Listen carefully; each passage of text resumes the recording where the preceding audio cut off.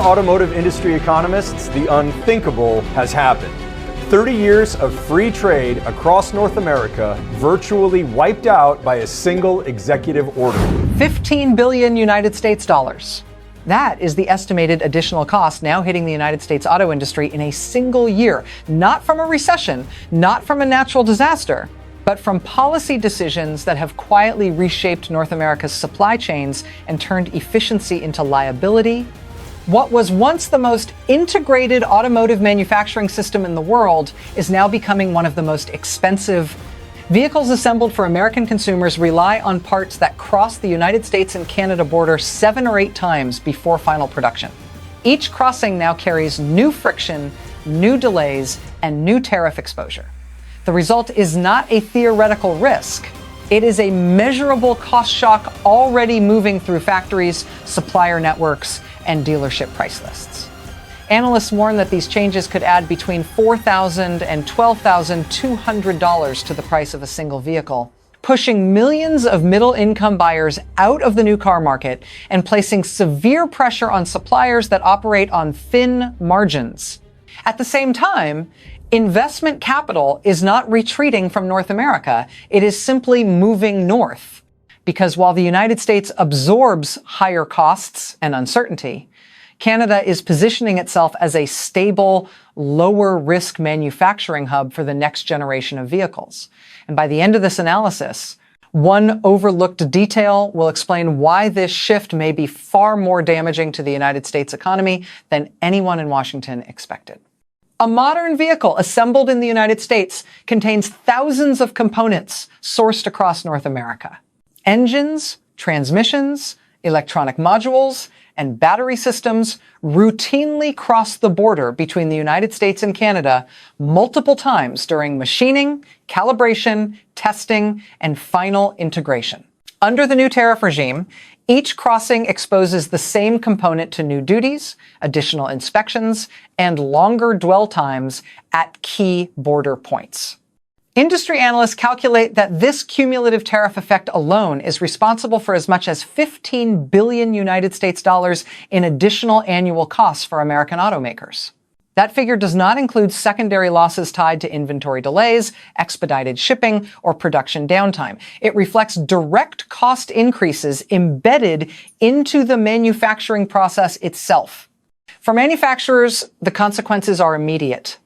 Margins that once absorbed minor fluctuations are no longer sufficient. Automakers face 3 choices, none of them benign: absorb the costs and accept sharp profit erosion, raise vehicle prices and risk demand collapse, or restructure supply chains at enormous expense, a process that can take years and billions in new capital. Early market data already show the result. Vehicle pricing models indicate cost increases ranging from $4,000 to more than $12,000 United States dollars per unit, depending on vehicle complexity and cross-border exposure. These increases are not confined to premium segments. Entry-level vehicles are being pulled upward, narrowing access for middle-income households and tightening credit conditions across the auto finance sector. Smaller suppliers are under even greater strain. Tier 2 and Tier 3 firms operate on margins measured in single digits. A sudden cost increase of this scale threatens liquidity, employment, and long-term survival. As suppliers fail or consolidate, risk concentrates further upstream, amplifying the vulnerability of the entire United States automotive ecosystem. Meanwhile, capital markets are responding with brutal clarity.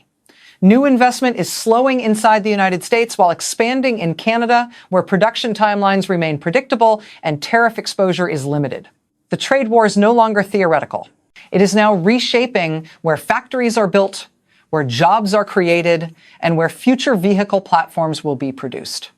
And in the next section, one structural weakness inside the United States supply chain will reveal why these losses may accelerate far faster than current forecasts suggest. The trade war is no longer confined to boardrooms or trade negotiations. It is now showing up in monthly household budgets across the United States, and the auto market is where the pressure becomes most visible. As tariffs cascade through the supply chain, vehicle prices rise in ways that compound existing affordability problems. Analysts tracking dealership pricing report increases ranging from several thousand to more than 12,000 United States dollars per vehicle. These increases arrive at a time when interest rates remain elevated and household debt loads are already stretched. For middle-income families, this combination is destabilizing. Higher vehicle prices translate directly into larger down payments, higher monthly installments, and longer loan terms. Many buyers are now pushed out of the new vehicle market entirely, forced to remain in aging vehicles that are more expensive to maintain and less fuel efficient. This dynamic slows replacement cycles and suppresses demand, weakening one of the most important consumer-driven sectors in the United States economy. The effect ripples outward. Auto credit markets begin to tighten as lenders reassess risk. Insurance premiums rise alongside vehicle values. Transportation costs increase for businesses that rely on fleets. Even local governments feel the impact as registration revenues fluctuate and infrastructure planning becomes less predictable. What makes this moment especially severe is timing. These price shocks are not occurring during a period of strong wage growth or excess consumer savings. They are landing as households attempt to stabilize finances after years of inflation-driven pressure. In this environment, the trade war functions less like a strategic adjustment and more like an added tax on mobility. Meanwhile, Canada experiences a different outcome. As production costs remain more stable north of the border, vehicles assembled in Canada face fewer pricing distortions. This gap further erodes the competitive position of United States producers in both domestic and export markets, deepening the imbalance created by tariffs. And for consumers, this is only the first wave, because the deeper damage is not happening at the showroom. It is unfolding inside the supplier networks that keep the industry alive. Beneath the surface of the auto industry lies a dense network of Tier 2 and Tier 3 suppliers, firms that produce specialized components, materials, and subassemblies essential to modern vehicles. These companies employ hundreds of thousands of workers across the United States, often in regions with few alternative manufacturing options. In a trade war environment, these suppliers are uniquely exposed. Their margins are thin, their contracts are fixed, their ability to pass on costs is limited. When tariffs raise input prices and border delays extend production cycles, cash flow deteriorates rapidly. Industry analysts warn that even modest cost increases can push vulnerable suppliers toward insolvency. As failures emerge, automakers are forced to scramble for replacements, often at higher cost and lower reliability. This creates cascading risk. One supplier failure triggers production slowdowns elsewhere, inventory buffers grow, just-in-time manufacturing collapses into just-in-case, stockpiling, locking up capital, and reducing efficiency. Employment consequences follow quickly. Temporary layoffs become permanent reductions. Overtime disappears. Communities built around manufacturing hubs feel the strain as wages stagnate and local spending contracts. These are not abstract projections. Similar patterns appeared during previous supply chain crises, but the current trade war adds a uniquely policy-driven layer of uncertainty. Logistics compounds the problem. Border crossings between the United States and Canada, once optimized for speed, now face increased inspection, intensity, and administrative friction. Delays measured in hours turn into delays measured in days. Production schedules lose synchronization. Costs rise again. At the macroeconomic level, this erosion undermines industrial resilience. The United States automotive sector has long been a stabilizing force during economic downturns. Today, that stabilizer is weakening. Reduced output, delayed investment, and employment stress combine to drag on broader economic performance. Canada, meanwhile, absorbs displaced investment and strengthens its position within global supply chains.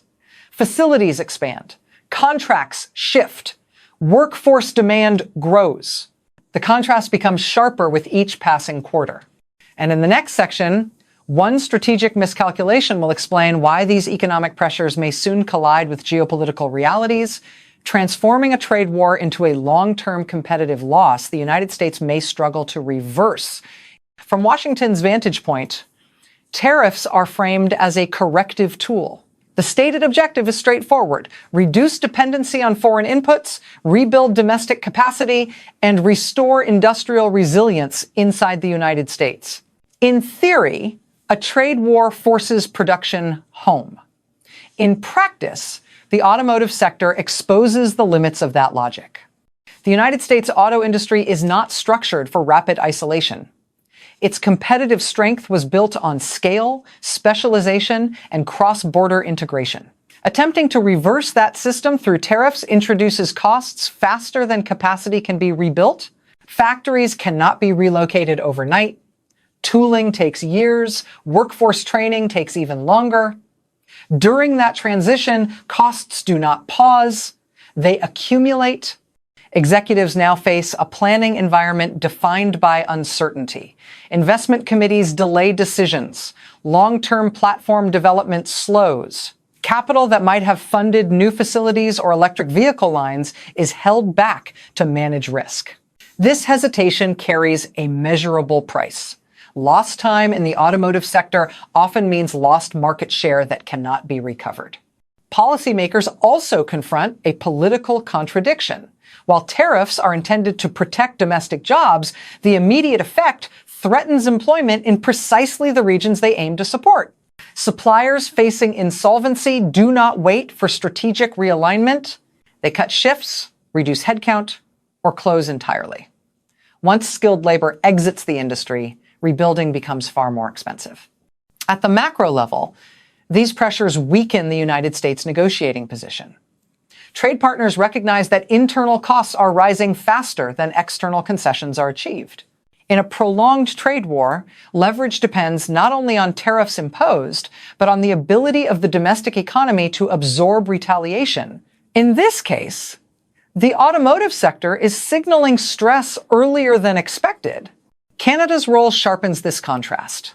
While the United States absorbs uncertainty, Canada offers predictability. While American firms wait, Canadian facilities move forward. And global manufacturers take notice. International markets respond to incentives, not rhetoric. For global automakers and suppliers, the guiding principles are stability, cost visibility, and policy continuity. In the current trade war environment, those principles increasingly point away from the United States. Electric vehicle manufacturers, in particular, face long investment horizons. Battery plants, mineral processing facilities, and advanced assembly lines require commitments measured in decades. In this context, tariffs introduce a form of policy risk that is difficult to hedge. Even temporary measures can alter return calculations enough to redirect capital flows. Canada has positioned itself as a beneficiary of this shift. By leveraging existing trade frameworks and maintaining relatively consistent access to major markets, Canada reduces exposure to sudden cost spikes. For global firms, this stability translates into lower financing costs, clearer production planning, and faster deployment of new technologies. Europe and Asia observe these developments closely. In competitive industries, no market operates in isolation. As United States vehicle prices rise, imports from alternative production bases gain appeal. As American manufacturers struggle with cost inflation, foreign competitors face fewer constraints. Over time, this dynamic erodes export competitiveness and reshapes global market share. There is also a strategic dimension. Supply chains are not merely economic structures. They are instruments of influence. As production migrates toward jurisdictions perceived as reliable, those jurisdictions gain bargaining power. Canada's expanding role in automotive and electric vehicle supply chains enhances its standing not only commercially, but diplomatically. For the United States, this presents a paradox. The intent of tariffs is to strengthen national industry. Yet the outcome may be a relative decline in influence over the very sectors that define future transportation and energy systems. What makes this moment particularly dangerous is inertia. Once supply chains reorient, reversal becomes difficult. Contracts lock in. Infrastructure follows investment. Skills concentrate where demand grows. Even if policies change later, The industrial map may not, and in the next section, one long-term strategic consequence will reveal why this trade war could reshape North American manufacturing for a generation, leaving the United States with fewer options than policymakers currently acknowledge. At the center of the trade war narrative lies a promise that resonates politically inside the United States. Bring manufacturing home, restore industrial dominance, and reduce external dependency. But in the automotive sector, this promise collides with physical and economic reality. Reshoring is not a switch. It is a multi-year reconstruction process that demands capital, workforce availability, supplier density, and infrastructure alignment. None of these can be created on demand.